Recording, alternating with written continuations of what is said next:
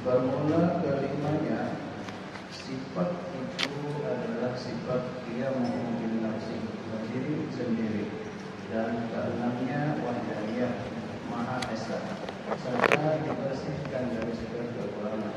Sifatnya Allah yang mulia. Ambil yang bersih dan syarikin muqaddin, wawaridin kadar walad wal istiqam. Dari segala sifat yang berlawanan atau menyerupai atau menyebutui dengan mutlak, dan dari anak begitu pula dari anak serta sahabat-sahabat.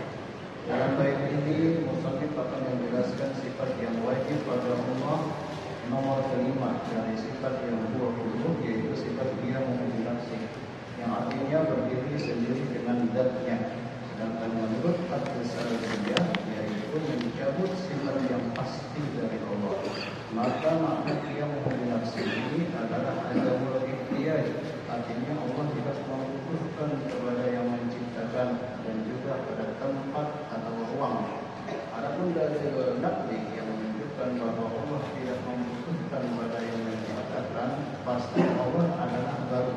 Sedangkan dari nakli yaitu dari Al-Quran dan Al-Hadis berdasarkan firman Allah, Allahu la ilaha illa huwa hayyul qayyum.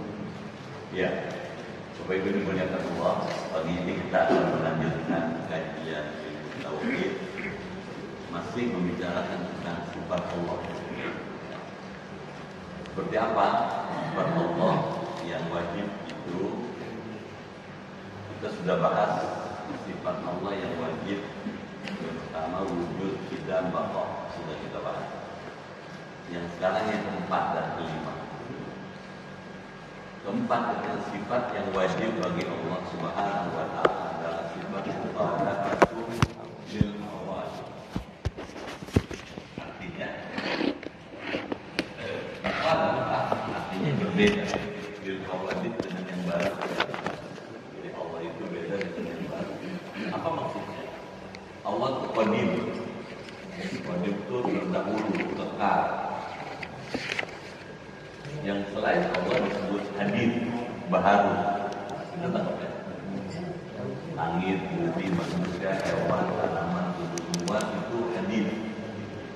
Kalau banyak hawadith, Allah ini sifatnya tidak sama dengan yang baru ini.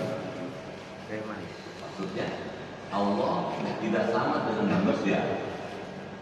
Allah tidak sama dengan langit. Allah tidak sama dengan bumi. Allah tidak sama dengan semua alam selain Allah itu sendiri. Namanya mukhalafatu lil hawadith. Dalam bait ini, Syekh Ibrahim Al-Laqani itu menyusun kitab dalam bentuk bait syair. Orang dulu itu ingin menumpahkan ilmunya, tapi dengan cara yang ringkas. Dibikinlah syair-syair, pantun, terus puisi-puisi itu dalam bentuk bait. Karena bait itu tidak semua orang bisa ngerti, nah secara mendalam, maka disusunlah syarahnya. Syarah itu penjelasannya, yang menjelaskan bait dari Syekh Ibrahim Al-Laqani ini, Syekh Ibrahim Al-Bajuri. Bisa tak? Gas uraiannya. Seperti apa tuh mukhalafatul hawadith diterangin oleh Syekh Ibrahim Al-Bajuri. Ibrahim Al-Bajuri adalah seorang ilmuwan dari Al-Azhar. Jadi guru besar dari Al-Azhar Khairul Mesir. Beliau jalan besar menjelaskan kitab ini. Jadilah seperti kita baca sekarang Jauharatul Tauhid. Aslinya berbahasa Arab karena orang Mesir kan berbahasa Arab. Karena di berbahasa Arab tidak semua orang bisa mengerti bahasa Arab kecuali mereka yang memang belajar. maka diterjemahkan pakai bahasa Melayu. Jadilah buku yang Bapak dan Ibu pegang. Jelas ya? Jelas. Tujuannya apa? Supaya pemahamannya merata. Itu pun belum tentu ngerti kalau nggak ada gurunya. Jelas ya? Jadi mesti ada yang menjelaskan, ada yang mensyarahkan itu secara lebih luas. Mukhalafatul khawatir yang di dalam bait ini dijelaskan. Wa annahu lima yanalul adam, yakni Allah berbeda dengan semua hal yang baru. Allah berbeda dengan langit, Allah berbeda dengan bumi, Allah berbeda dengan manusia. Kenapa? Karena tidak mungkin pencipta sama dengan ciptaannya. Itu betul. Sehingga bila ada ajaran yang mengajarkan yang disembah itu seperti manusia, pasti salah. Itu betul. Salah. Karena Tuhan seperti manusia. Yang disembah itu pasti berbeda dengan yang menyembah. Paling gampang begini. Tidak mungkin sama meja dengan pembuat meja. Setuju? Yang buat meja mungkin Bang Budil. Mejanya kayak begini. Yang mungkin Bang Budil sama dengan meja.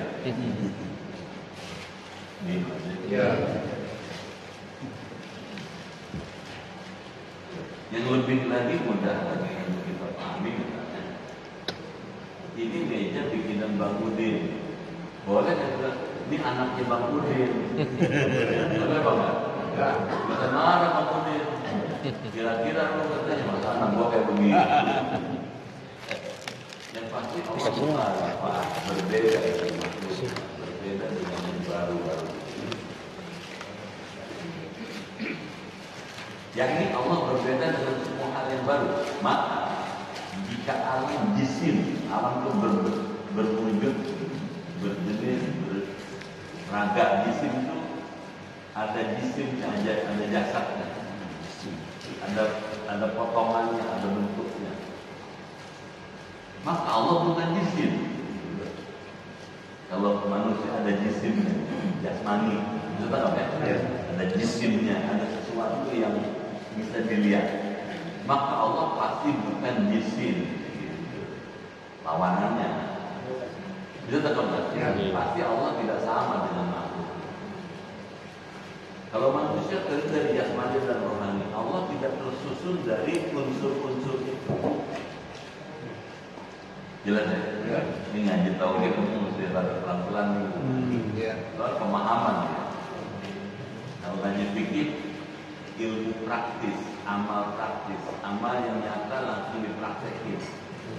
Tapi kalau ilmu tauhid itu sesuatu yang mau dijelaskan tentang siapa Allah, bagaimana memahami Allah, bagaimana mengerti Allah. Padahal Allah tidak dilihat oleh kita dengan mata kepala, tapi Dia ada. Itu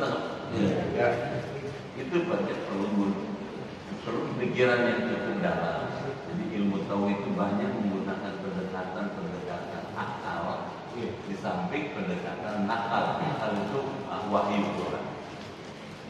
Jelas? Kenapa? Karena untuk menjelaskan seperti apa Allah dibutuhkan ilmu yang secara khusus tentang itu. Lalu tahu. Dalil sifat mukhalafatul hawadith sama dengan sifat tidak. Allah terdahulu. Sebelum ada langit, sebelum ada bumi, Allah ada lebih dahulu. Allah tidak sama dengan yang baru-baru. Tidak. Yaitu apabila Allah Subhanahu wa ta'ala sama dengan yang baru, maka berarti Allah Subhanahu wa ta'ala baru. Kita tahu. Ulang lagi. Kalau Allah sama dengan yang baru, maka Allah berarti baru. Jelas kan? Kalau Allah baru berarti tidak. Kalau tidak berarti bukan Tuhan dong. Salah. Jadi tegas sekali kalau ilmu tauhid itu. Kalau Allah dikatakan baru karena seperti manusia, pasti Allah bukan yang berhak disembah. La ilaha illallah. Yang berhak disembah cuma satu, itu Allah. Maka berarti Allah Subhanahu wa taala itu baru, dan kemudian akan timbul daur. Daur itu muter, siklus, dan tasalsul. Tasalsul sambung nyambung, gitu, nggak kelar-kelar, nggak ada solusi.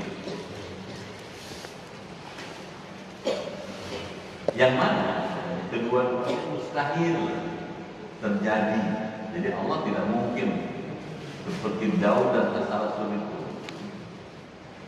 Hanya kalau dikatakan Allah punya anak, gitu. Nanti anaknya anak siapa? Cucu.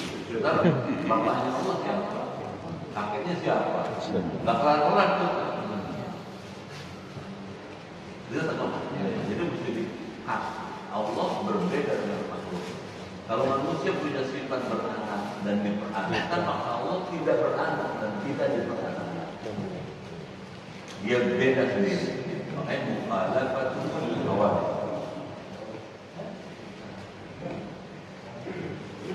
Maka wajib Allah Subhanahu wa taala itu mukhalafatul lil hawadith. Jadi Allah wajib hukumnya berbeda dari yang baru. Jelas ya? Iya. Kira-kira susah nggak dipahami? Ada yang dia kerja, ada yang nganggur, ada yang godek, liar. Jadi Allah berbeda dengan makhluknya. Allah berbeda dengan yang baru itu. Kenapa? Karena memang mesti beda ya. Kalau sama, itu bukan Allah. Contoh, manusia punya sifat beranak dan diperanakkan. Allah pasti punya sifat yang tidak sama dengan sifat manusia. Allah tidak mungkin beranak, Allah tidak mungkin diperanakkan, dan Allah tidak butuh anak. Nggak butuh anak. Kalau masih butuh anak berarti tidak maha kuasa dong. Itu tak? Lam yalid wa lam yulad. Dia tidak beranak dan tidak diperanakkan. Itu sebabnya di ujung dikatakan walam yakul lahu kufuwan ahad. Tidak ada satupun yang menyerupai Allah. Tidak ada satupun yang sama dengan Allah. Dengan bahasa kan, Allah beda dari yang lain. Jelas ya? Ya. Baik. Sekarang kita baca bareng-bareng di bait ini. Bismillahirrahmanirrahim. Bismillahirrahmanirrahim. Qiyamuhu bin nafsi. Qiyamuhu bin nafsi. Wahdaniyah. Munazzahan. Awsafuhu. Saniyah. An-diddin. Aw shibhi. Syarikin. Mutlaqin. Walidin. Kada. Al-walad. Wal-asdiqa. Tulisannya Syekh Ibrahim Al-Aqwani. Apa maknanya dalam bahasa kita? Qiyamuhu bin nafsi bermula kelimanya sifat dari sifat 20 itu adalah sifat qiyamuhu bin nafsi. Apa arti qiyamuhu bin nafsi? Berdiri sendiri, berdiri dengan sendirinya. Jelas? Ya. Contoh, kita tidak qiyamuhu bin nafsi. Kenapa? Karena kita lahir nggak bisa baca, nggak bisa nulis, nggak bisa makan, nggak bisa jalan. Benar? Ya. Untuk bisa berdiri, makan sendiri, jalan sendiri, butuh bantuan pertolongan orang. Ya betul, ibu kita, keluarga kita. Mula-mula disuapin, lama-lama nyuap sendiri, betul nggak? Ya. Mula-mula dibimbing, bisa berdiri, lama-lama jalan sendiri. Kalau Allah nggak butuh itu, karena Dia Maha Kuasa, Dia Maha Esa, Maha Perkasa, Maha Gagah. Allah nggak butuh bantuan yang lain. Yang berikutnya Allah itu wahdaniyah, Maha Esa. Apa contohnya Maha Esa? Dia tidak ada bilangannya, dia tidak berbilang. Munazzahan, serta dibersihkan dari segala kekurangan. Nah mungkin Allah punya sifat kekurangan, dia sempurna, maha sempurna.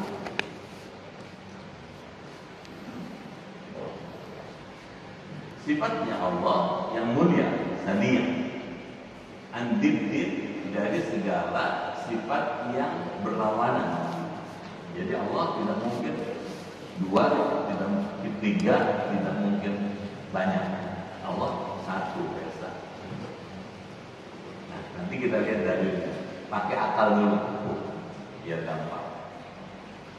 Kita lihat matahari terbit setiap hari di timur, bukan? Tenggelam di barat, teratur. Waktunya terbit dia terbit, waktunya tenggelam dia tenggelam. Teratur setiap hari. Muncul di timur, tenggelam di barat. Teraturnya matahari mengisyaratkan pengaturnya satu. Itu kan? Bagaimana bisa menyimpulkan pengaturnya satu? Seandainya pengaturnya banyak, pasti tidak teratur. Misal Tuhan ada tiga. Tuhan A bilang jangan dari timur dah, dari barat aja terbitnya. Dan Tuhan B bilang jangan dari barat, dari selatan. Tuhan C bilang jangan dari selatan, dari tenggara sekalian. Kalau itu benar, maka hari ini terbit di barat, besok di selatan, lusa di tenggara. Kalau itu betul, berarti tiap hari akan ada perbedaan terbit itu. Kalau itu terjadi kacau, itu tetap kacau dong, sistemnya kacau. Nanti musimnya juga kacau balau. Kenyataannya nggak begitu. Dari dulu sampai sekarang sampai besok matahari terbit di timur, tenggelam di barat. Benar nggak? Kalau begitu, anggapan, dugaan, asumsi bahwa Tuhan lebih dari satu salah. Benar? Ya. Ini mesti tegas saja. Ya. Salah. Kalau emang Tuhan itu lebih dari satu, pasti tidak teratur. Karena setiap Tuhan itu punya aturan, dia punya mau dia. Mau saya dari barat aja, kata Tuhan itu dari selatan aja. Tuhan dia bilang dari tenggara aja. Kenyataannya nggak seperti itu, teratur dia. Kalau itu dia atur satu, yang satu itu namanya Allah Subhanahu wa Ta'ala. Jelas ya? Ya. Bentar kita lihat dulu. Andid dari sifat yang berlawanan. Itu lawan dari satu.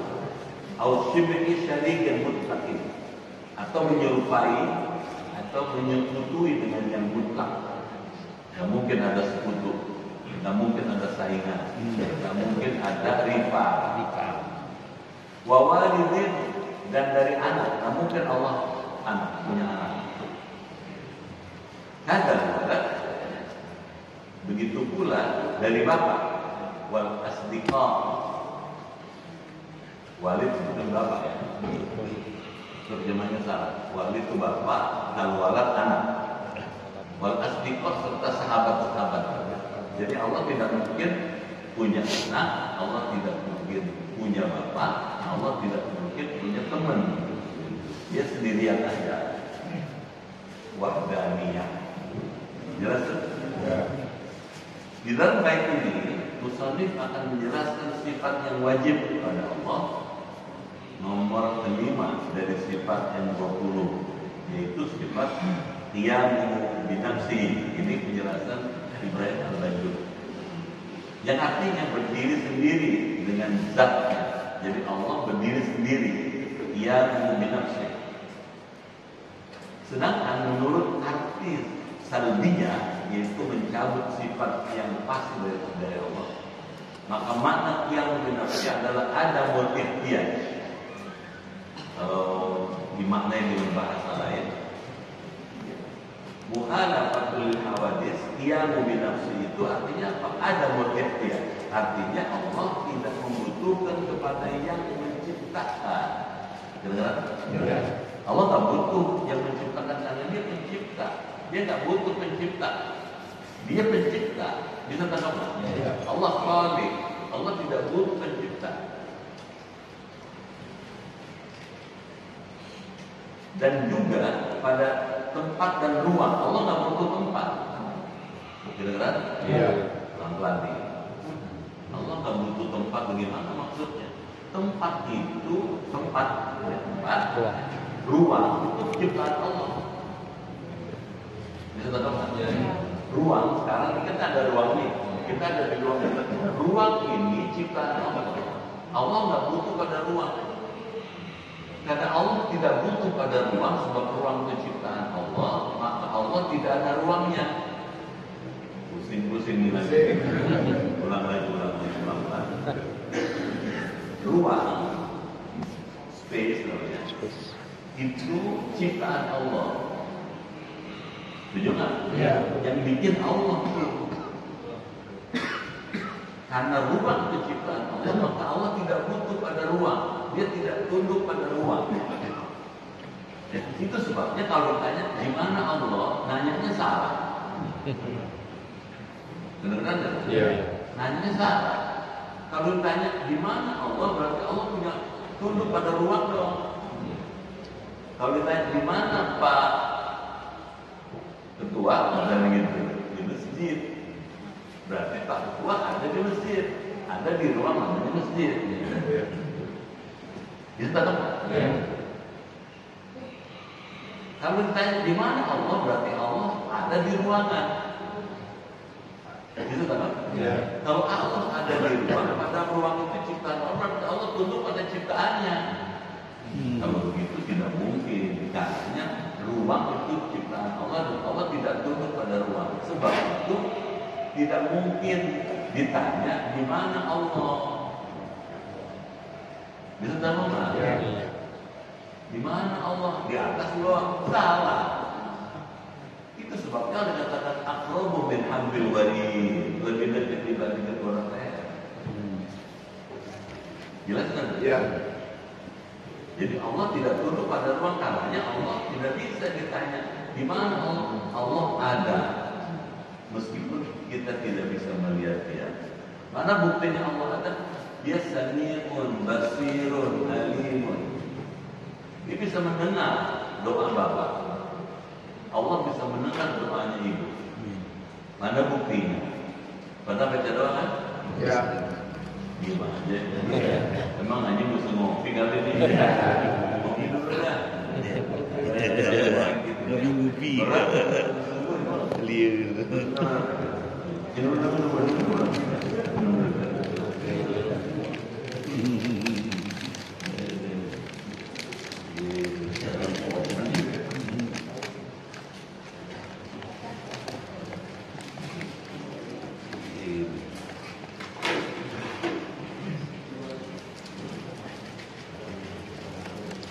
Kita kembali. Karena ruang itu ciptaan Allah, maka Allah tidak tunduk pada ciptaannya. Kita kembali. Dia tidak tunduk pada ciptaannya. Karena Allah tidak tunduk pada ciptaannya, maka Allah tidak tunduk pada ruang. Sebab ruang itu ciptaan Allah. Sama, waktu itu ciptaan Allah. Karenanya Allah tidak tunduk pada waktu. Lebih luas lagi ya. Kapan mulai ada waktu? Itu pertanyaannya. Ketika Allah menciptakan langit dan bumi, mulai ada waktu. Begitu Allah ciptakan langit, Allah ciptakan bumi, ada matahari, ada bulan, ada bumi. Bumi beredar mengitari matahari, satu kali putar 1 tahun. Ya. Mulai ada waktu. Karena ada waktu, maka ada batas waktu namanya ajal. Ya. Ada ajal. Ajal itu batas waktu yang diberikan oleh Allah untuk sesuatu hidup di dunia ini. Begitu ajal itu sudah sampai, pulang dia pindah ke tempat lain. Ya. Contoh lagi nih. Kalau kita lihat Gunung Semeru, ya, itu mengalami letusan dan guguran awan panas kalau bahasa sekarang. Ternyata erupsi itu salah. Bukan erupsi, tapi guguran awan panas. tidak ada awan panas naik ke langit dengan kecepatan 300 km dengan panas 600 sampai 700 derajat Celcius. Gunung itu mengeluarkan guguran awan panas, ajalnya sudah sampai di situ. Sudah ditentuin batasnya oleh Allah. Gunung Semeru tanggal 4 tanggal 5 tanggal 4 hari Sabtu jam 4 sore dia akan memunculkan guguran awan panas. Sudah ditentukan oleh Allah. Sebelum kita lahir, sebelum gunung itu diciptakan, sudah ada tulisannya. Kalau gitu, itu adalah takdirnya Allah. Ditetapkan nggak? Ya. Takdir ketetapan Allah itu yang tidak bisa dibantah. Setiap ketetapan Allah mesti berujung pada manfaat. Manfaat buat manusia dan alam semesta. Susah-susah mengaji ya teman-teman. Mana manfaatnya buat alam semesta? Banyak orang mati, kok ada 35 orang yang mati misalnya begitu. Mereka yang ketika melaksanakan hidup kemudian harus meninggal dengan sebab ada guguran awan panas, syahid. Kan bukan maunya dia. Iya. Syahid dia. Jelas? Ya. Asumsinya semuanya muslim. Terus apa manfaatnya, hikmahnya dibalik itu semua? Begitu selesai gunung menumpahkan abu vulkaniknya, setelah itu mesti ada kemakmuran di sekitar situ. Makmur nanti 5, 7, 10 tahun lagi akan makmur daerah situ. Kenapa? Banyak berlimpah pasir, jutaan kubik pasir. Contoh, Gunung Galunggung meletus, ada orang kasar. Gunung Galunggung. Waktu meletus memang mengerikan, tapi begitu selesai meletus, maka setelah itu orang sono makmur. Jual pasir nggak habis-habis pasir. Jadi setiap akalnya Allah mesti menimbulkan manfaat buat manusia. Contoh lagi nih, diperluas laginya. Ada orang sakit, gara-gara ada orang sakit, orang lain bisa mendapat manfaat. Rumah saya dekat rumah sakit, ya. Gara-gara ada rumah sakit, pedagang laku di sekitar situ. Dagang orang dagang laku. Di sekitar rumah sakit ada wisma, ada perumahan yang disewakan buat para keluarga pasien yang datang dari Surabaya, dari Jawa, dari Sumatera, dari Kalimantan. Mereka dapat penghasilan gara-gara orang sakit. Jadi setiap Allah memperlakukan sesuatu halnya, maka ada dampaknya buat sekitar itu, manfaatnya. Apa itu? Orang dapat untungnya. Beneran? Iya. Ini paling gampang deh. Gara-gara harusnya bikin pengajian, gitu. Ya, yang jual lontong laku. Bener kan? Iya, yang jual kue dia laku. Seandainya nggak kita bikin pengajian, nggak ada yang beli tuh kue. Bener kan? Jadi membawa manfaat. Jadi jangan Allah kejam ya, pada mati orang terus hidupnya. Jangan bilang begitu. Itu iradahnya Allah, itu kudratnya Allah. Pasti bahaya. Beneran? Ya. Contoh lagi nih, kalau diperluas lagi. Kalau ada orang sakit, orang itu disayang Allah. Bagaimana Ustaz orang sakit sayang Allah? Orang binti orang sakit. Dia sakit itu cara Allah menyayangi dia. Kok menyayangi dia? Iya dong. Dengan sebab dikasih sakit dia suruh istirahat. Istirahat, minum obat, tidur. Istirahatnya itu dari capek selama ini mungkin berlebihan kerjaannya sehingga tidak seimbang dengan kemampuan fungsi tubuhnya. Istirahat. Ada orang gara-gara sakit, dia lama-lama meninggal. Ada nggak gitu? Iya. Sakitnya itu cara Allah menyayangi dia supaya apa? Pas meninggal nggak sakit lagi. Jadi sakit waktu meninggal diangsur ketika sakit sebelum meninggal. Gini pas meninggal benar udah rasa berat. Beneran nggak? Jadi jangan main dong sama Allah. Apa main dong?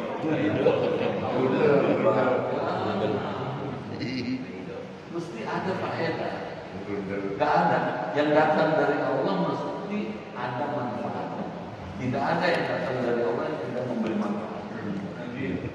Rabbana ma khalaqta hadza batila. Tidak ada yang sia-sia dari Allah tuh. Paham kan ya? Ya. Kembali lagi nih. Jadi katanya Allah tidak butuh dengan ruang. Allah tidak butuh dengan tempat. Karena Allah tidak bertempat. Sehingga pertanyaan di mana Allah itu sudah salah dari sudut tauhid. Apakah Allah di atas? Bukan. Makanya salah kalau Allah gitu. Cuman untuk memudahkan kadang-kadang Allah itu kan lebih tinggi bilang begini. Jelas tidak? Ya.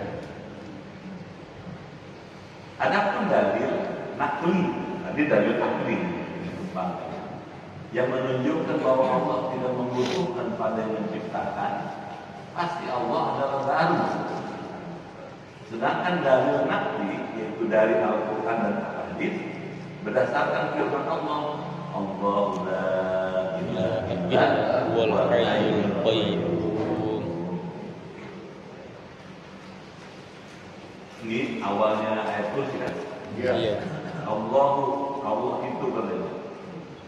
La ilaha, la ma'budah, tidak ada yang disembah.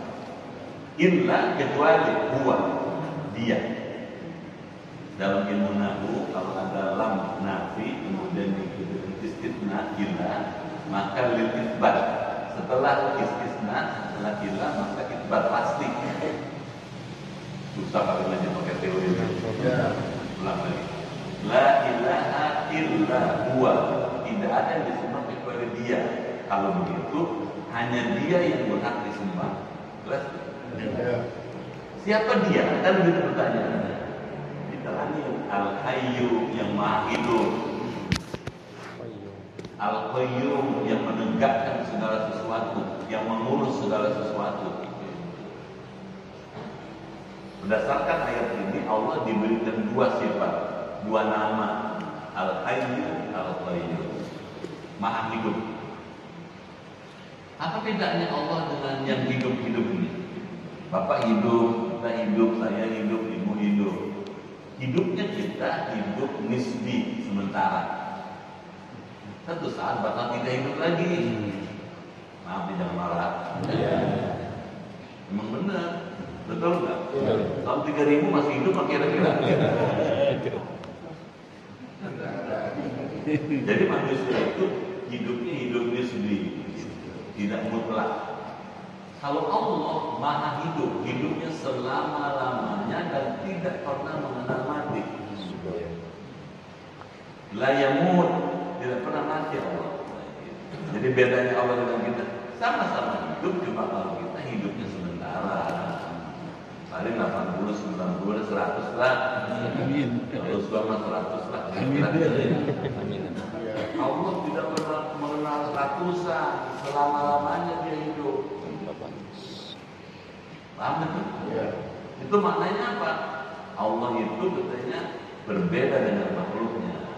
Allah itu ia binafsi, diri dengan sendirinya. Allah itu wahdaniyah, esa. Siapa Allah? Al-Qayyum.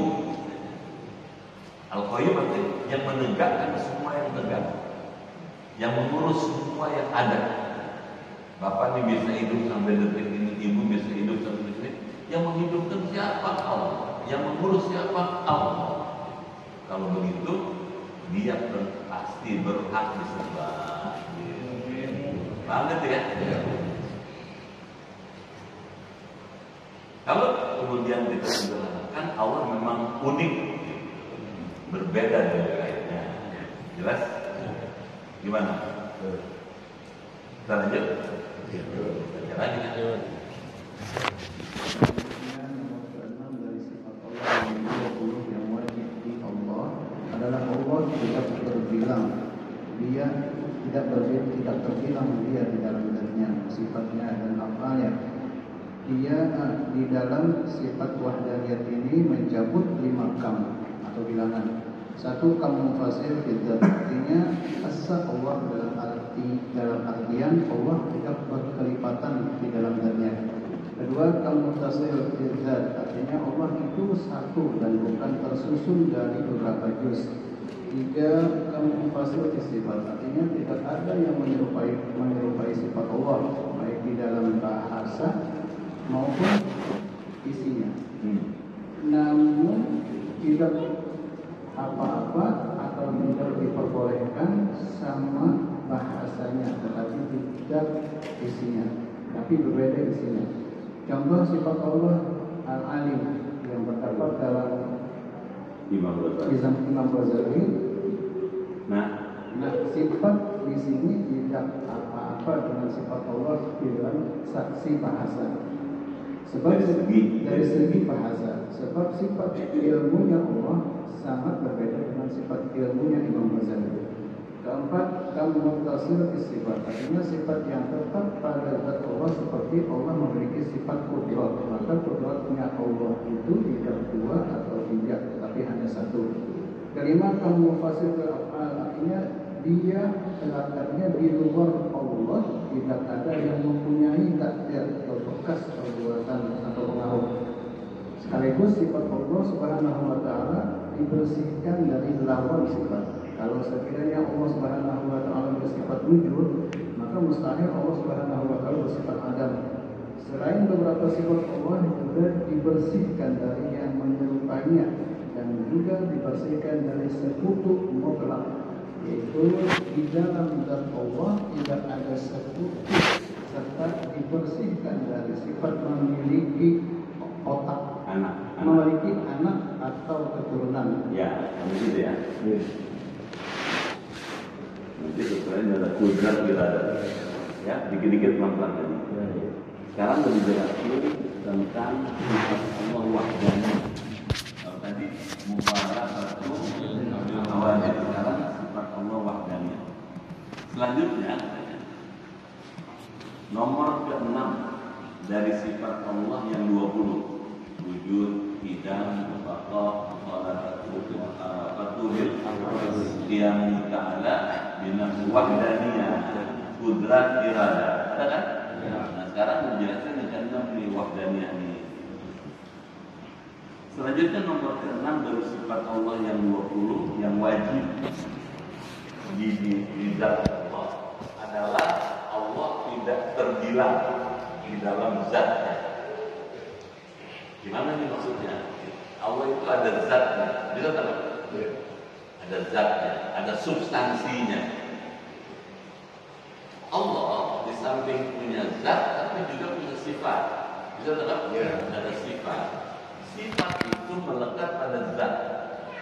Benar? Gampang begini, gampang. Saya selalu kasih contoh. Air itu kan nama zat bukan? Zat itu namanya air. Zat yang namanya air punya sifat, sifatnya cair. Bisa tahu? Jadi sifat cair itu melekat pada zat yang namanya air. Setuju nggak? Analogi dari itu. Allah juga punya zat, ada zatnya. Di samping ada zatnya, Allah punya sifat. Sifat Allah melekat pada zatnya, nggak bisa lepas. Itu sebabnya ada sifat yang wajib ada pada Allah, ada sifat yang mustahil ada pada Allah, yang tidak mungkin melekat pada zat Allah. Bisa tahu? Nah, sifat yang wajib itu ada 20 menurut Imam Asy'ari. Kita pakai tarekat ya, firqahnya Ahlus Sunnah wal Jamaah. Imam Abu Hasan Asy'ari yang mengajarkan bahwa Allah punya sifat yang wajib 20, mustahil 20, yang jaiz 1. Jelas tuh? Ya, mesti jelas nih arahnya kemana. Karena kalau ngikut firqah lain, beda lagi nanti sifat-sifat itu. Gitu. Paham kan? Nah, sifat Allah yang 20 itu yang keenam wahdaniyah. Wahdaniyah artinya esa, maha esa.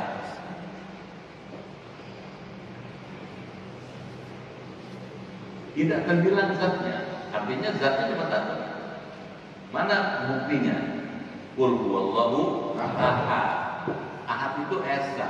Esa apanya? Esa zatnya, esa sifatnya, esa af'alnya, esa juga asma'nya. Kedengeran? Ya. Bagaimana esa zatnya? Gitu. Esa zatnya, substansinya. Di Quran ada dikatakan, seandainya di antara langit dan bumi laukana fihi ma'alihatun illallah la fasadata. Seandainya di antara langit dan bumi ada Tuhan lain selain Allah, la fasadata, pastilah langit dan bumi akan rusak. Benar? Ya. Kalau begitu, esa zatnya tidak berbilang. Di antara langit dan bumi cuma ada satu Tuhan.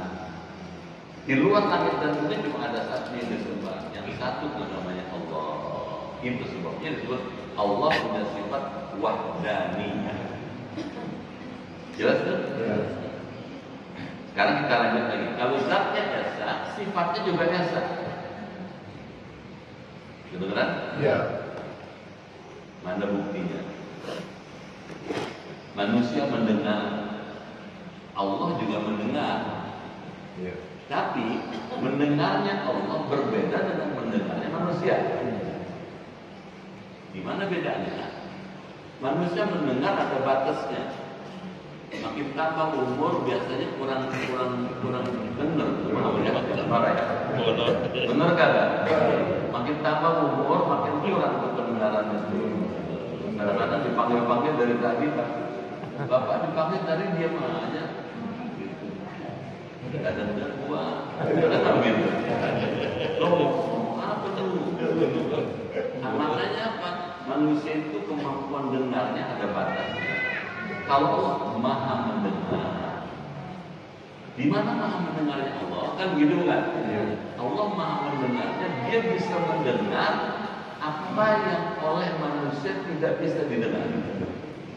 Contoh, saya bisa mendengar paling ucapan bapak dan ibu, tapi isi hati bapak, isi hati ibu saya nggak bisa dengar. Kedengaran nggak? Kalau Allah bisa dengar isi hati bapak, isi hati ibu, sampai situ tuh Allah. Gitu. Kalau begitu, sama dalam sebutan, beda dalam hakikat. Sama-sama mendengar, tapi Allah maha mendengar. Jelas ya? Beda dong. Itu sifatnya. Nanti akalnya lagi, di dalam lagi ngajinya nih. Asal mau aja ngaji dah. Asal sabar aja ngaji sama saya. Asal orang kata Ustaz suaranya enak di kuping berarti mata. Sayur. Bener kan? Suaranya empuk banget tuh Ustaz, katanya mata gua berat nih. Lama-lama hilang tuh suaranya. Sekarang aja matanya merem hilang. Betul kan? Supaya matanya jelek nggak diganjel sama kopi, diganjel sama lontong. Kan begitu maksudnya. Paham nggak tuh? Kalau saya makan lontong dulu nggak ngajar katanya. Jelas tuh? Kan kita lanjut. Allah esa dalam af'alnya, perbuatannya. Mana contohnya? Manusia berbuat, Allah juga berbuat. Cuma beda perbuatan dengan perbuatan manusia. Kalau perbuatan manusia ada batasnya. Dan untuk bisa berbuat, dia butuh waktu, butuh ruang, butuh gerakan. Contoh, saya pengen minum, itu berkehendak. Pengen minum. Dari mulai pengen sampai terwujudnya minum, ada gerakan. Tangannya di sini, diangkat tuh gelasnya, dibuka tutup. Jadi bergerak, butuh ruang, butuh gerak, butuh tempat, butuh aksi. Jelas? Ya. Allah nggak butuh. Mana dalilnya? idza arada syai'an ayyaqula lahu kun fayakun. Allah kalau berkehendak sesuatu tinggal bilang jadi maka jadilah. Jelas kan? Nggak butuh ruang, nggak butuh waktu, nggak butuh gerak. Sekarang kepengen, sekarang juga ada. Pertanyaan, kenapa Allah tidak kepengen tidak menciptakan kiamat sekarang? Kalau Allah mau bisa, tapi Allah belum iroda. Kiamat itu kudratnya Allah. Beneran? Kiamat itu kuasanya Allah. Allah berkuasa bikin kiamat. Tapi Allah belum berkehendak. Kenapa Allah belum berkehendak? Memberi kesempatan supaya kita punya kesempatan taubat, beramal soleh, gitu. Kalau Allah bikin kita kiamat sekarang bisa. Cuman kita belum sempat nih. Betul apa enggak? Belum sempat banyak beramal soleh, belum sempat taubat macam-macam. Nah Allah memberi kesempatan mumpung belum kiamat buruan taubat. Mumpung belum kiamat buruan amal soleh, gitu maksudnya. Jelas tuh? Ya. Jadi Allah beda afalnya. Contoh lagi ini, sepinter-pinter manusia, sebenarnya. Ya. Sepinter-pinter manusia nggak mungkin bisa bikin gunung meletus. Beneran nggak? Manusia bisa bikin bom. Sepinter-pinter orang bikin bom nggak bisa bikin meletus gunung. Nggak bisa bikin tsunami. Karena meletusnya gunung dan tsunami itu afal Allah, perbuatan Allah, gitu. Bukan perbuatan manusia. Jelas tak? Ya. Jadi Allah wahdaniyah dalam zat, dalam sifat, juga dalam afal, perbuatan. Allah juga berbeda. Wahdaniyah dalam hal apa? Esanya dalam asma'nya, namanya. Contoh, Allah namanya Lafzul Jalalah itu Allah. Kalau bapak punya anak, punya cucu, begitu lahir, siapa nama anaknya? Allah, nggak boleh. Kadang-kadang kenapa? Yang berhak punya nama Allah cuma Allah. Gitu kan. Saya kepengen punya anak ada nama Allahnya, boleh-boleh aja, cuman nggak boleh Allah saja, masih ada kata depannya. Saifullah, Badrullah, Komarullah, gitu boleh. Dengeran nggak? Ya. Kenapa? Karena yang punya hak namanya Allah itu cuma Allah. Paham tuh? Ya. Ada 99 nama dalam Quran. Kalau orang pengen punya nama yang ada unsur Allah itu boleh-boleh aja, cuma mesti ada kata depannya. Allah punya nama Ar-Rahman. Nah, kita punya anak yang Abdurrahman. Boleh. Jangan? Ya. Boleh kalau gitu. Cuma biasanya orang kalau namanya Abdurrahman, A-nya dibuang aja. A titik Rahman. Kadang-kadang ada dibuang kenapa? Abdur, gua malu punya nama Abdur. Padahal Abdul hamba Allah Abdurrahman. Dengar? Ya. Kayak perempuan namanya Siti Aisyah. Siti itu Sayyidati. Kalau bahasa Jawa Raden Roro. Ada orang Jawa nggak? Raden Roro.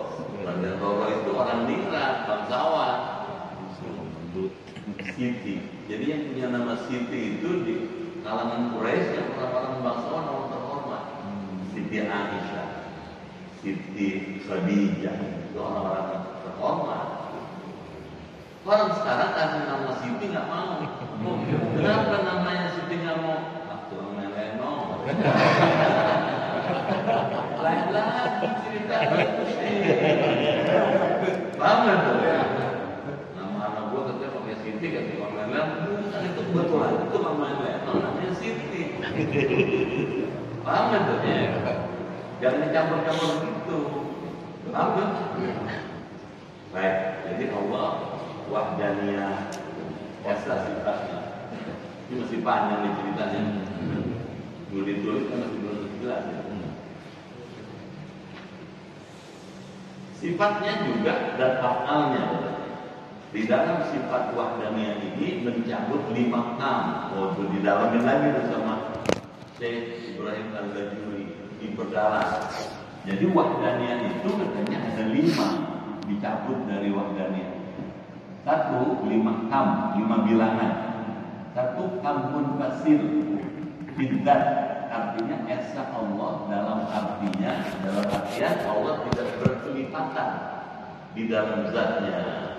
Kelipatan gitu maksudnya. Allah bukan 2, bukan 3, bukan 5, bukan 7, bukan 9. Dia 1, nggak ada kelipatannya. Apanya? Zatnya. Bisa tangkap? Ya. Yang kedua, kamun kasil bidat. Tadi munfasil. Sekarang muttasil, artinya Allah itu 1 dan bukan tersusun dari beberapa juz bagian. Bedanya dengan manusia. Manusia terdiri dari mutarakib, dari jasmani rohani, jasad roh jadi 1. Kalau Allah tidak terdiri dari jasad dan roh, dia 1, nggak ada bagian-bagiannya. Paham? Yang ketiga, kamun fasil sifat, artinya tidak ada yang menyerupai Allah dalam sifatnya. Tadi itu keterangannya, baik di dalam bahasa maupun isinya. Tadi mendengar, Allah maha mendengar. Namun tidak apa-apa katanya, itu diperbolehkan sama bahasanya tetapi tidak isinya. Tadi manusia mendengar, Allah mendengar. Bedanya di mana? Allah mendengar tidak ada batasnya. Kalau masuk mendengar ada batasnya. Paham itu? Iya. Terus katanya, nah sifat, contoh sifat Allah Al-Alim yang terdapat dalam Imam Ghazali, dia ngasih komentar. Nah, sifat di sini tidak apa-apa dengan sifat Allah di dalam segi bahasa. Jadi manusia alim, Allah juga alim. Cuman alimnya Allah alim, taunya sangat banyak, tidak terhingga. Kalau manusia taunya ada batasnya. Kira-kira? Ya. Contoh nih Pak, kita tahu ini meja. Ini namanya meja. Orang tahu tuh ini meja. Tapi berapa banyak isinya meja itu, di dalamnya ada molekul, ada atom, ada proton, ada neutron, yang tahu Allah. Iya. Diam aja. Iya. Kita tahu ini meja, tapi kita nggak tahu kapan ini meja rusak. Allah tahu kapan rusak ini meja. Jelas? Iya. Kita tahu bagus-bagus aja Pak Ustaz dari dulu juga. Sekarang Allah udah kasih tahu ada ajalnya, ada masanya dia. Paham itu? Ya. Contoh sifat al-alim terdapat pada Imam Ghazali. Nah, sifat di sini tidak apa-apa dengan sifat di dalam segi bahasa. Sebab sifat ilmunya Allah sangat berbeda dengan sifat ilmunya Imam Ghazali. Beda dong. Ilmunya Allah dan Imam Ghazali beda. Ya. Yang keempat, kamu tasir sifat. Di dalamnya lagi, artinya sifat tetap pada zat Allah, seperti Allah memiliki sifat kudrat. Maka kudratnya Allah yaitu tidak 2 atau 3, tetapi hanya 1. Mana buktinya Allah kudrat? Tadi gunung meletus, itu tahu nggak? Iya. Kemudian ada orang tiap hari ada yang lahir, ada yang meninggal, itu kudratnya Allah tuh. Gimana? Iya. Gimana tuh bisa kudrat Allah? Kalau pakai akal sehat, itu baik, berarti 4 kilo bisa keluar di jalan yang begitu sempit. Gimana? Iya.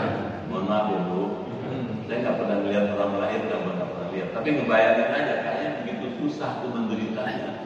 Keluarin bayi 4 kilo di jalan yang begitu sempit. Kalau bukan kuasa Allah mana bisa? Iya. Iya aja. Iya. Bayi berarti 3-4 kilo didong-dong-dong.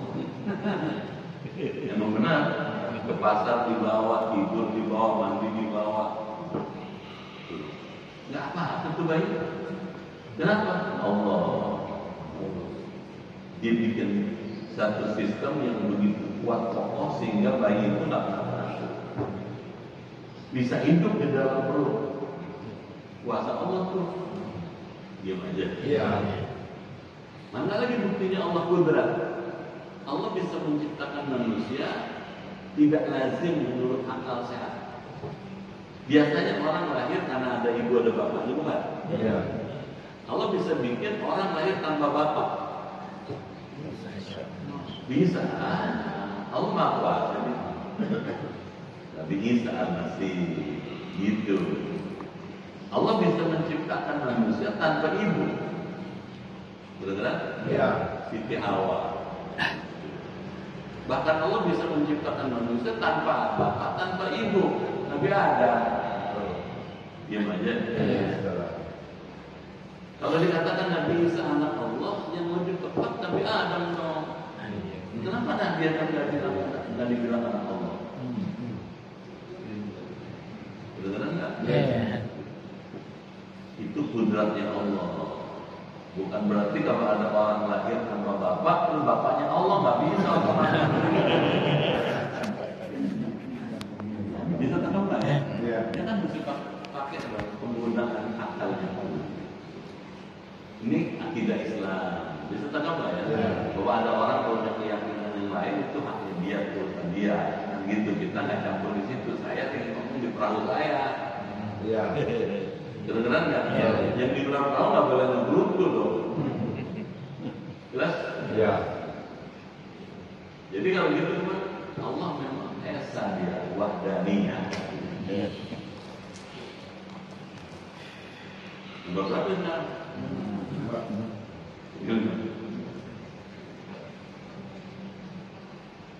Namun fasil fil af'al, yang kelima ya.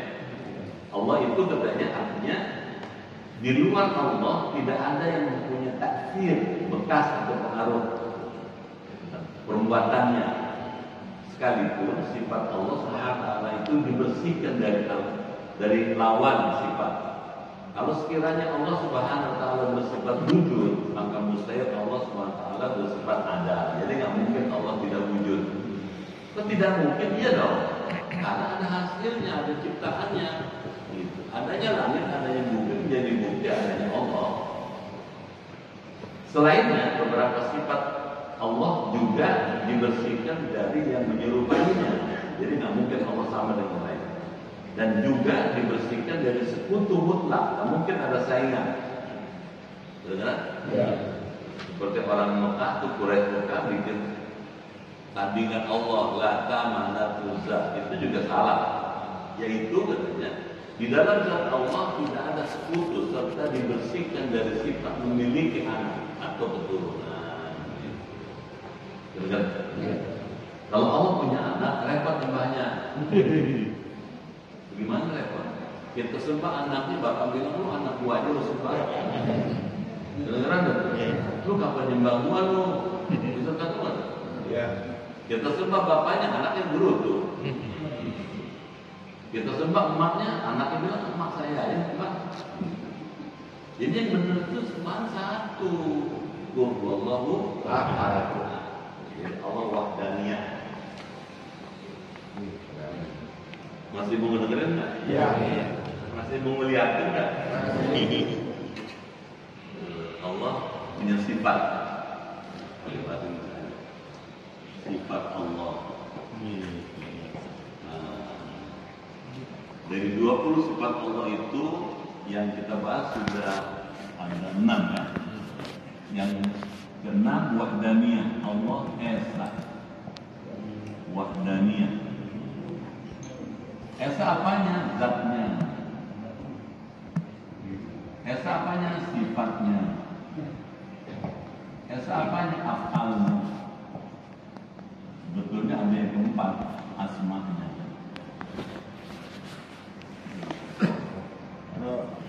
Gitu.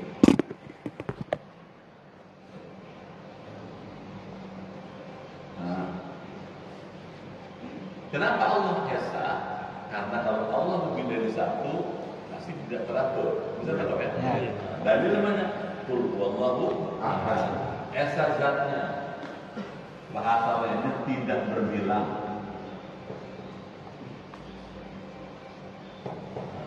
Tidak berbilang. Tidak berbilang dalam zat, tidak berbilang dalam sifat, tidak berbilang dalam afal perbuatan, tidak berbilang dalam asma-Nya. Sifatnya Allah itu esa, beda dalam hakikat.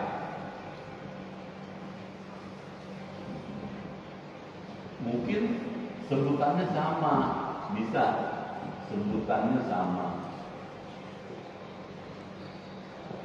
tapi beda dalam isi. Tadi keterangan itu sama-sama mendengar, tapi Allah maha mendengar. Bisa tahu ya? Ya. Af'al Allah, ini gampang gini. Af'al Allah esa, berbeda dengan af'al manusia. Perbuatan Allah berbeda dengan perbuatan manusia. Di mana bedanya? Perbuatan Allah bersifat instan. Bahasa apa instan?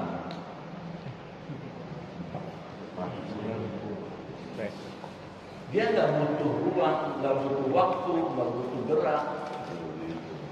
Instan. Sekarang kepengen, sekarang jadi. Idza aradallahu syai'an ayyakuna lahu kun fayakun. Langsung instan gitu. Kalau manusia dari mulai kepengen sampai terwujud ada ruang. Saya mau minum, saya mesti datang ke sana. Betul nggak? Iya. Saya ambil tuh gelas, saya buka tutupnya, saya minum. Ada ruang yang mesti saya butuhkan, ada gerak yang mesti saya lakukan, kan begitu kan? Iya. Ada waktu yang saya butuhkan. Allah nggak butuh ruang, nggak butuh waktu, nggak butuh gerak. Cukup bilang jadi, kun, saya kun. Jelas tuh? Ya. Makanya disebut instan. Kalau manusia, afal manusia tunduk pada ruang, pada waktu, pada gerak. Ruang sama tempat, ini bedanya nih. Tahu Allah nggak butuh ruang, nggak butuh waktu, nggak butuh gerak. Jadi beda ya? Ya. Asma'nya, orang boleh aja punya nama yang ada unsur Allahnya, tapi mesti ada kata depannya. Abdul Rahman, Abdul Rahim, Abdul Ghafur, Abdul Halim, gitu nggak ya? Nggak boleh aja langsung siapa namanya Allah, nggak boleh. Gitu. Jadi mesti berbeda dalam sebutan namanya.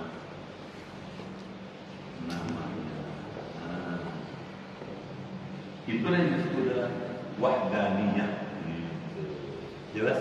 Ya. Kemarin ini tujuannya. Alhamdulillah. Ini kalau diterangin lagi, antum nggak pulang-pulang bapak. Kalau ditandai sampai halaman 39 ya. Baris ketiga dari atas.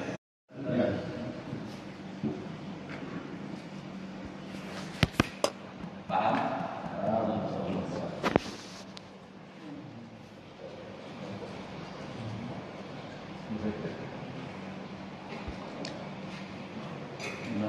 Maaf Pak Ustaz, gimana kita memahami tauhidnya orang Wahabi yang mengatakan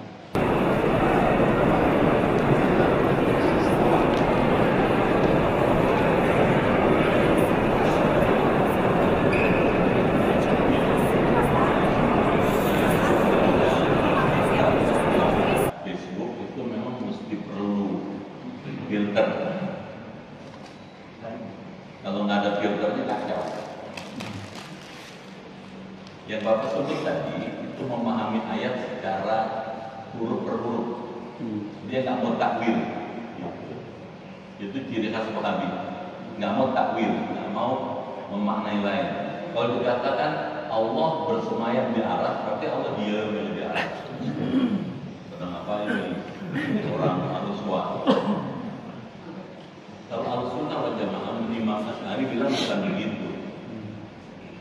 Allah bersemayam di aras, artinya Allah berkuasa atas arasnya.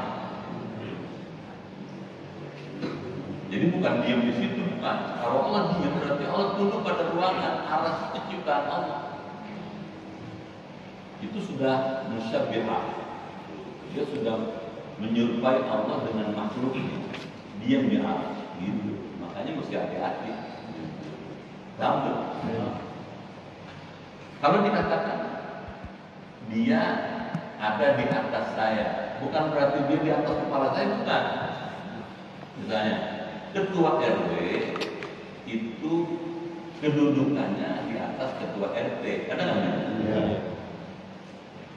Lurah kedudukannya di atas ketua RW, bisa tahu nggak? Ya. Apakah berarti lurah naik di atas kepalanya Pak RW? Enggak. Diam aja. Iya. Enggak dong. Betul nggak? Kalau dikatakan Pak Lurah di atas Pak RW, dia berkuasa atas RW, RT yang ada di kelurahan itu. Bukan berarti nanggung di kepalanya RW. Ngapain? Itu betul nggak? Nah, yang paham dari Bapak tanya tuh, itu memahami secara huruf per huruf. Di atas di atas, nangkringnya ya Allah. Dan itu berbahaya dari sudut ilmu akidah. Allah ditasbih dan ditasyabuh dan diserupai dengan makhluknya. Gitu. Itu sebabnya tidak selalu ayat itu mesti dipahami dengan makna huruf demi huruf. Allah tidak bisa dimaknai hanya dalam makna huruf per huruf. Dia mesti dimaknai dalam makna yang lebih luas. Jelas ya? Jadi hati-hati Pak kalau baca YouTube. Jangan terlalu silau dengan tampilan. Yang kotor begini, kan begitu. Pasti lebih pinter nih, paling pinter atau belum tentu. Benar nggak? Jangan silau dengan pakaian, jangan silau dengan tampilan.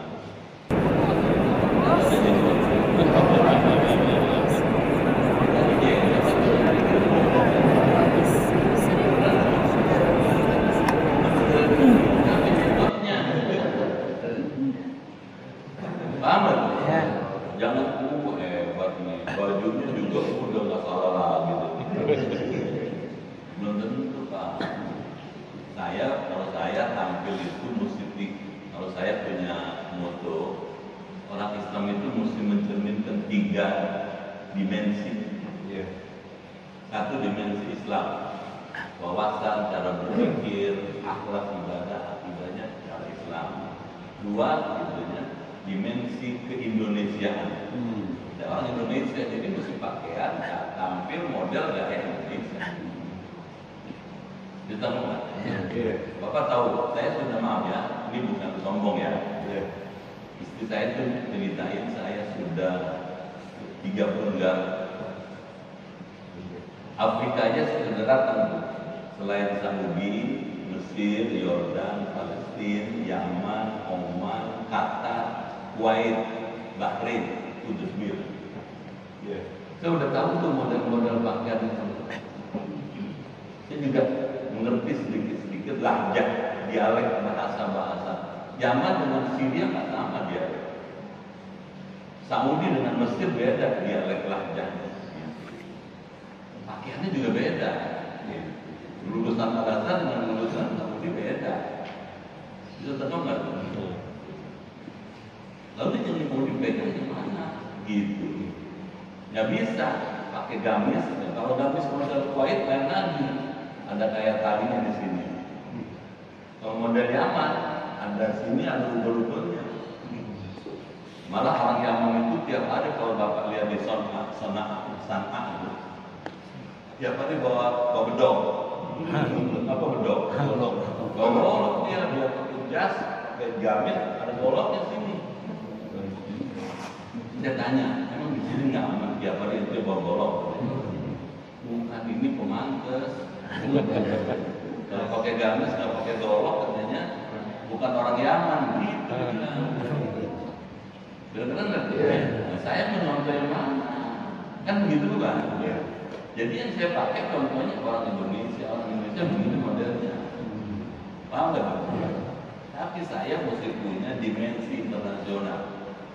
Wawasan saya, pikiran saya, pengalaman saya mesti mencerminkan institusi internasional. Jadi kalau saya mau contoh, saya bisa kasih contoh di negara lain. Nanti saya pernah ke negara lain. Bisa dengar nggak? Ya. Ke Eropa misalnya, ini mah cerita ya, bukan ngomong nih, ngasih tahu. Saya pernah ke Jerman, anak saya di Jerman 2 tahun. Saya pernah ke Luxembourg, naik mobil ke Luxembourg. Saya pernah ke Belgia, Belanda, Prancis, naik mobil nyetir, gantian. Jadi saya sudah punya pengalaman itu, tahu gaya-gaya orang Prancis kayak apa, gaya orang Belanda kayak apa, gitu. Paham nggak tuh? Waktu pertama kali saya ke Amsterdam, Belanda, begitu datang, gua kencing ini. Paham nggak tuh? Ini negara penjajah dulu nih gitu. Dan begitu sampai di situ ada itu. Saya langsung karena kayak memang betul pengen kencing. Saya kencing di situ. Ada kayak toilet gitu di pinggir jalan di jalan tol. Saya sudah tahu. Saya sudah ke Amerika. Itu tahu nggak? Saya bisa cerita Houston, Texas, San Francisco, saya pernah ke Washington, saya bisa cerita. Gitu. Kalau saya pernah di situ, saya pernah diundang di situ. Saya pernah ke Hollywood, Pak. Diam aja nih. Saya pernah ke Hollywood. Diajak sama yang undang saya itu. Ustaz, saya ajak ke Hollywood ya. Jadilah. Hollywood tahu sendiri Hollywood. Saya pernah ke rumah Michael Jackson. Pernah dengar Michael Jackson? Rumahnya saya pernah. Besar rumahnya kayak istana, luas, kebunnya juga luas. Michael Jackson, saya datang ke situ. Cuma udah meninggal kan Michael Jackson tahun 2015 kan. Saya di depan pintunya, di depan rumahnya, saya difoto gitu. Banyak orang-orang itu gitu, Afro Amerika. Saya pernah ke Kanada. Jadi saya tahu pengalaman internasional. Jadi saya mesti punya 3 cermin itu.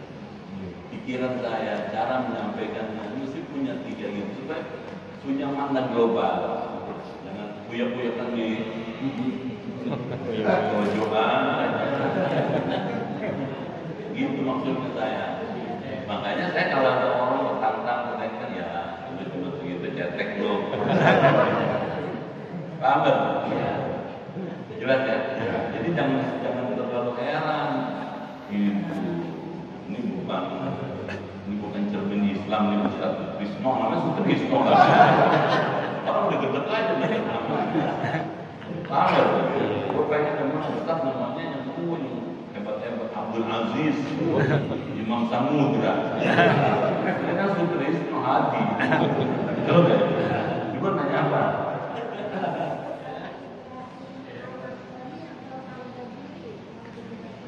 Oh gitu.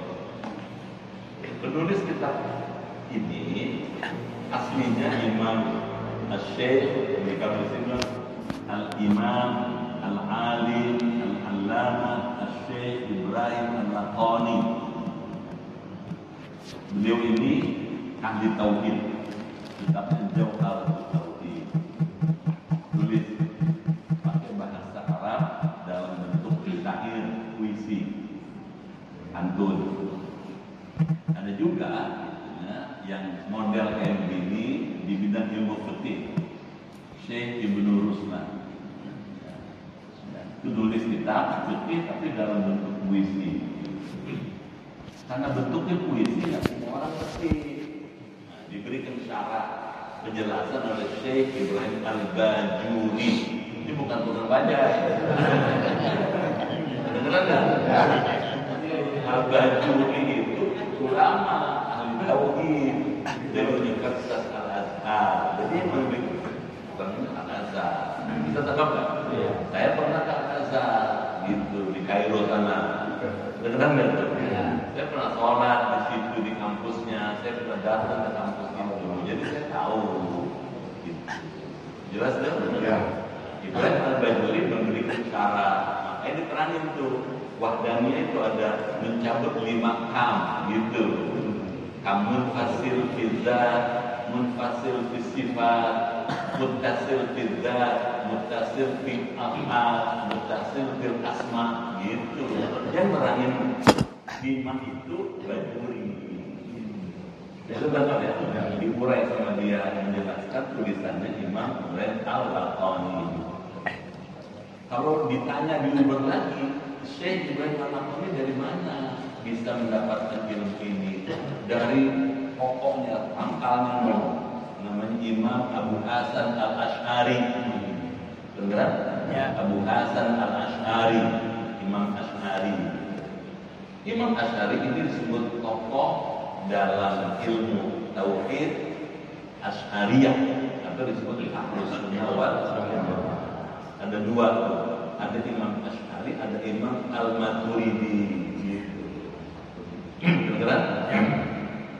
Kalau Imam Al-Asy'ari lebih bersifat hadis, banyak menunjukkan kepada hadis.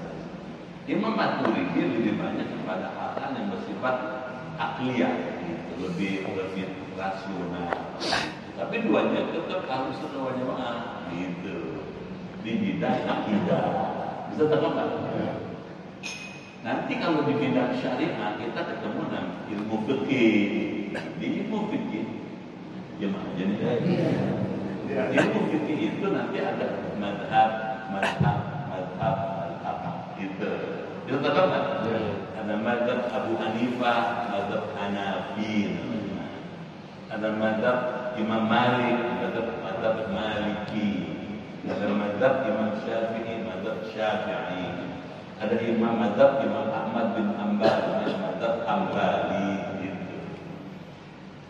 Kenapa ada 4? Karena memang beliau-beliau itu dalam memahami ayat-ayat yang mengandung hukum menggunakan metode masing-masing. Meskipun metodenya berbeda, tapi pada umumnya punya kemiripan.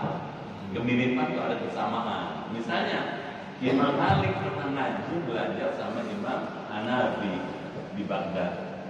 Imam Syafi'i pernah berguru pada Imam Maliki. Bisa katakan, Imam Hambali adalah murid setia dari Imam Syafi'i. Gitu. Jadi dalam maknanya sama. Ya. Kenapa? Karena empat-empatnya Hanafi, Maliki, Syafi'i, Hambali semuanya mazhab Ahlus Sunnah wal Jamaah. Di Indonesia biasanya kalau bukan Syafi'i dibilang bukan Ahlus Sunnah. Salah lagi pahamnya. Kenapa? Karena umumnya orang Indonesia, Malaysia, Singapura, Thailand bermadzhab Syafi'i. Gitu. Kalau di Malaysia lebih ketat lagi. Kalau bapak menjadi imam di masjid di Malaysia, masjid negara misalnya di Selangor, misalnya di Kuala Lumpur, kalau menjadi imam diuji dulu. Nanti ditanya, madzhab apa kamu? Kalau bukan Syafi'i tidak boleh. Di Kuala Lumpur ada masjid satu, madzhabnya Hanafi, lain sendiri dia. Satu-satunya di Kuala Lumpur. Ngomong-ngomong di siang nih, saya masih ngajar lagi ke Banjur dulu ini. Jadi ke Banjur kota baru lagi, jadi masih 2 lagi, 3 lagi. Cukup dulu ya.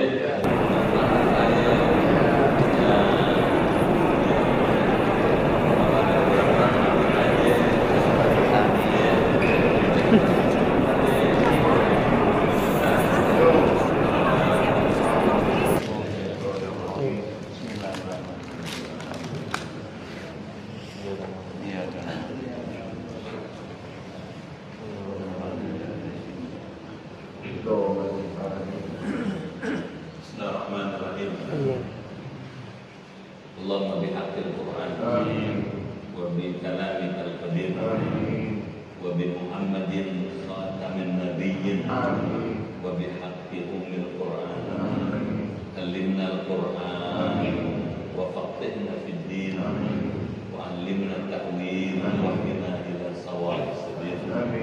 Allahumma inna nas'aluka imanan kamilan wa yaqinan shadiqan wa rizqan wasi'an wa qalban khashi'an wa lisanan dhakiran wa badanan sabiran wal afwa indal hisab wa najatan minan nar. Allahumma khtim lana bi husnil khatimah wa la tahdim alaina bi su'il khatimah. Rabbana atina fid dunya hasanah wa fil akhirati hasanah wa qina adzabannar. Walhamdulillahi rabbil alamin.